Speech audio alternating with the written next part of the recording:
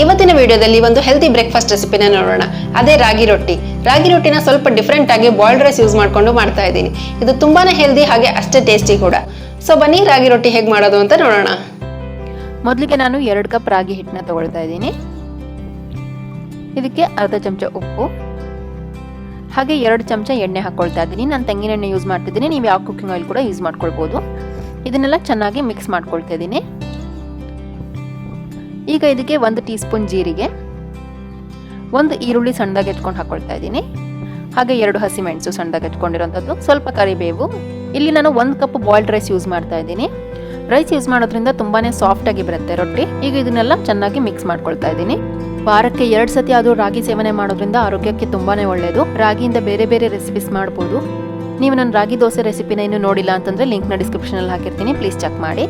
ಈಗ ಇದಕ್ಕೆ ಸ್ವಲ್ಪನೇ ನೀರು ಹಾಕೊಂಡ್ಬಿಟ್ಟು ಮಿಕ್ಸ್ ಮಾಡ್ಕೊಳ್ಬೇಕು. ನೀರು ಒಂದೇ ಸತಿ ಜಾಸ್ತಿ ಹಾಕೊಳ್ಳೋಕೆ ಹೋಗಬೇಡಿ, ಸ್ವಲ್ಪ ಸಾಕಾಗುತ್ತೆ ನೀರು. ಹಾಗೆ ಹಿಟ್ಟನ್ನ ಚಪಾತಿ ಹಿಟ್ಟು ಥರ ಏನು ಕಲಿಸ್ಕೊಳ್ಬೇಕಾಗಿಲ್ಲ, ಎಲ್ಲದು ಚೆನ್ನಾಗಿ ಮಿಕ್ಸ್ ಆದರೆ ಸಾಕಾಗುತ್ತೆ.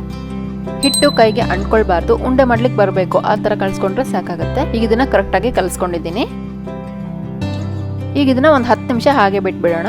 10 ನಿಮಿಷದ ನಂತರ ಕೈಗೆ ಸ್ವಲ್ಪ ಎಣ್ಣೆ ಹಚ್ಕೊಂಡಿದ್ದೀನಿ. ಸ್ವಲ್ಪನೇ ಹಿಟ್ಟನ್ನ ತೊಗೊಂಡ್ಬಿಟ್ಟು ಉಂಡೆ ಮಾಡ್ಕೊಳ್ತಾ ಇದ್ದೀನಿ. ಇಲ್ಲಿ ನಾನೊಂದು ತೆಳು ಬಟ್ಟೆನ ತೊಗೊಂಡಿದ್ದೀನಿ, ಸ್ವಲ್ಪ ಒದ್ದೆ ಮಾಡಿಬಿಟ್ಟು ತೊಗೊಂಡಿದ್ದೀನಿ. ನೀವು ಬೇಕಿದ್ರೆ ಈ ಪ್ಲಾಸ್ಟಿಕ್ನ ತೊಗೊಳ್ಬೋದು, ಸ್ವಲ್ಪ ದಪ್ಪ ಪ್ಲಾಸ್ಟಿಕ್ಸ್ನ ತೊಗೊಳ್ಬೋದು. ಪ್ಲಾಸ್ಟಿಕ್ ತೊಗೊಂಡಿದ್ರೆ ನೀವು ಅದಕ್ಕೆ ಎಣ್ಣೆ ಹಚ್ಚಬೇಕಾಗುತ್ತೆ. ಬಟ್ಟೆ ಆದರೆ ಸ್ವಲ್ಪ ನೀರು ಹಾಕೊಂಡ್ಬಿಟ್ಟು ಒದ್ದೆ ಆದರೆ ಸಾಕಾಗುತ್ತೆ. ಈಗ ಬೆರಳನ್ನ ನೀರಲ್ಲಿ ಅದ್ಬಿಟ್ಟು ತೆಳುವಾಗಿ ರೊಟ್ಟಿನ ತಟ್ಕೊಳ್ತಾ ಇದ್ದೀನಿ. ಹಾಗೆ ಒಂದು ಕಾವಲಿನ ಕೂಡ ಬಿಸಿ ಮಾಡ್ಲಿಕ್ಕೆ ಇಟ್ಕೊಂಡಿದ್ದೀನಿ. ಅದು ಚೆನ್ನಾಗಿ ಬಿಸಿಯಾಗಿರಬೇಕು, ಹೈ ಫ್ಲೇಮಲ್ಲಿ ಇಟ್ಟಿರಿ. ನಂತರ ಅದರಲ್ಲಿ ರೊಟ್ಟಿನ ಹಾಕ್ಕೊಳ್ತಾ ಇದ್ದೀನಿ. ಒಂದು ಸೈಡ್ ಚೆನ್ನಾಗಿ ಬೆಂದ ಮೇಲೆ ನಾನು 1 ಚಮಚ ತೆಂಗಿನೆಣ್ಣೆ ಹಾಕೊಂಡು ಇದನ್ನ ತಿರ್ಗಿಸಿ ಹಾಕ್ಕೊಳ್ತಾ ಇದ್ದೀನಿ. ಇನ್ನೊಂದು ಸೈಡಿಗೆ ಕೂಡ ತೆಂಗಿನೆಣ್ಣೆ ಹಾಕೊಂಡು ಬೇಯಿಸ್ಕೊಳ್ತಾ ಇದ್ದೀನಿ. ಮಿನಿಮಮ್ ಒಂದು 3 ರಿಂದ 4 ನಿಮಿಷ ಆದರೂ ತಗೊಳುತ್ತೆ 2 ಸೈಡ್ ಚೆನ್ನಾಗಿ ಬೇಯೋದಕ್ಕೆ. ಈಗ ಇದು 2 ಕಡೆ ಚೆನ್ನಾಗಿ ಬೆಂದಿದೆ. ಈಗ ಇದನ್ನ ಒಂದು ಪ್ಲೇಟಲ್ಲಿ ತೆಕ್ಕೊಳ್ತಾ ಇದ್ದೀನಿ.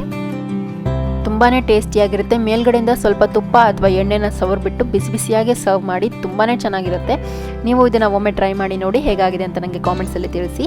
ಹಾಗೆ ನೀವು ಇನ್ನೂ ನಮ್ಮ ಚಾನಲ್ಗೆ ಸಬ್ಸ್ಕ್ರೈಬ್ ಮಾಡಿಲ್ಲ ಅಂದರೆ ದಯವಿಟ್ಟು ಸಬ್ಸ್ಕ್ರೈಬ್ ಮಾಡ್ಕೊಳ್ಳಿ, ಪಕ್ಕದಲ್ಲಿರುವಂತಹ ಬೆಲ್ ಐಕಾನ್ ಕ್ಲಿಕ್ ಮಾಡ್ಕೊಳ್ಳಿ.